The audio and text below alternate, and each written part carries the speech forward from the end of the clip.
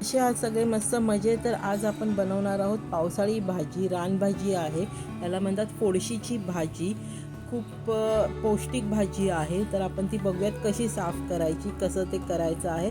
आणि मी मूग डाळ घालून ही भाजी करणार आहे. तर अशा प्रकारे ही जुडी घेतलेल्या होत्या, 2 जुड्या होत्या. तर तिथून त्याची देठं आहे ती कापून घ्यायची आहे. तुम्ही सुरीने कापा किंवा सीझरने कापा, कसंही चालू शकतं. आणि त्याच्यामध्ये माती वगैरे भरपूर असते, तर ती कापून घ्यायची आणि स्वच्छ धुवून घ्यायची पण आहे ही भाजी.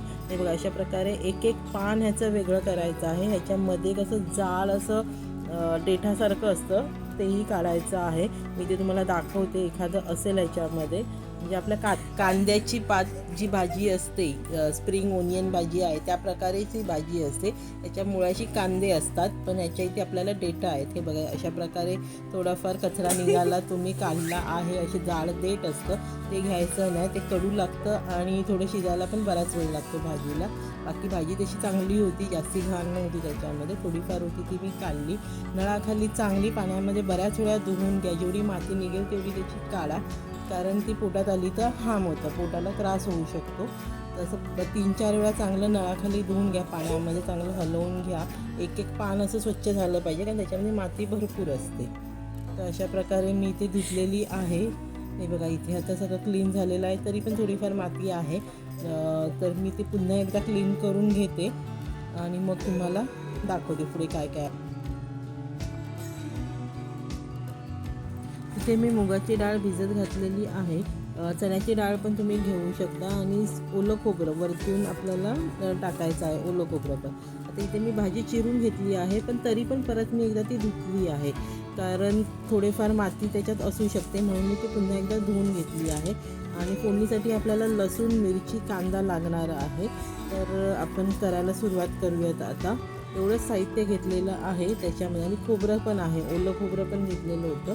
तर एका भांड्यामध्ये, भांडं चांगलं गरम झाल्यानंतर त्याच्यामध्ये तेल टाका. थोडीशी तुपाची धार टाकलं तरी पण चालेल. त्याच्यामध्ये जिरं घ्या, चांगलं तडतडलं पाहिजे जिरं. त्याच्यानंतर लसूण जे आपण घेतलं ते तुम्ही ठेचून टाकलात तरी चालतील, बारीक कट करून घेतलात तरी पण चालतील. नंतर मग कांदा घ्या, तो चांगला असा परतवून घ्यायचा आहे आणि पूर्ण असा हे नाही करायचा, थोडासा कच्चा ठेवायचा. त्याच्याने पण चांगली भाजीला एक चव येते. मग 2 किंवा 3 जसं तिखट मिरच्या असतील तशा तुम्ही घेऊ शकता. तर मसाल्यामध्ये केला तर जरा चव वेगळी लागते, पण थोडंसं आपण टाकू शकतो. हळद, मसाला, हिंग, हे तर आपलं कॉमन आहे, फोडणीसाठी आपण सगळ्याच भाज्यांमध्ये वापरतो. मी ते धना जिरा पावडर पण वापरलेली आहे. नंतर ते असं चांगलं परतवून घ्यायचं आहे. आता रानभाज्या बाजारात यायला सुरुवात झालेली आहे. पावसाळा थोडा उशिरा चालू झाला आहे, त्यामुळे भाज्या जशा येतील तशा मी तुम्हाला इथे व्हिडिओ करून दाखवेनच. गेल्या वर्षी पण एक मी भाजीचा व्हिडिओ केलेला आहे, त्याची लिंक डिस्क्रिप्शनमध्ये मी देते, पावसाळ्या भाजीचा. तर आता इथे फोडणी झाल्यानंतर इथे मी भाजी घेतलेली आहे. ही भाजी बघा ना कशा असतात, पालेभाज्या टाकतो तेव्हा पूर्ण भांडं भरून जातं आणि एक वाफ आली की असं झुंग करून त्या आवळून जातात भाज्या. तर असं वाटतं की पुरेल की नाही मग नंतर भाजी, आणि अशी एवढी भाजी बघून असं वाटतं की भरपूर भाजी होते. जशी वाफ निघेल तसं ती भाजी आवळली जाते. तर मी कोथिंबिरीची वडीचा पण एक व्हिडिओ करेन. कांदा भजी, कोबीची भजी, ह्याचे पण व्हिडिओ लवकरच अपलोड होणार आहेत आपल्या चॅनलवर. आता इथे मी मूग घेतलेले आहेत, ते वरतून सोडलेले आहेत, म्हणजे त्या वाफेवर आपल्या भाजीच्या मूग पण शिजून येतात. चवीप्रमाणे मीठ घ्या आणि ओलं खोबरं असतं ते पण त्याच्यावर टाका. जर कोथिंबीर असेल ती पण टाकलात तरी चालेल. खूप चांगली भाजी लागते, अत्यंत पौष्टिक भाजी आहे ही भाजी. चवीला तर खूपच चांगली आहे, चविष्ट आहे. ह्याच्यामध्ये भरपूर सारे विटॅमिन्स असतात, त्याच्याने पोट पण चांगलं होतं. पोटासाठी तर ही खूप चांगली भाजी आहे आणि ही रानात आलेली भाजी आहे, त्याच्यामुळे ह्याच्यावर कुठे कोणती फवारणी केलेली जात नाही किंवा कोणते खत टाकलं जात नाही. जसा पावसाळा चालू होतो तशा ह्या रानभाज्या चालू होतात. फक्त एवढंच लक्ष द्या की चांगल्या धुवून घ्या, कारण त्याला माती वगैरे भरपूर लागलेली असते.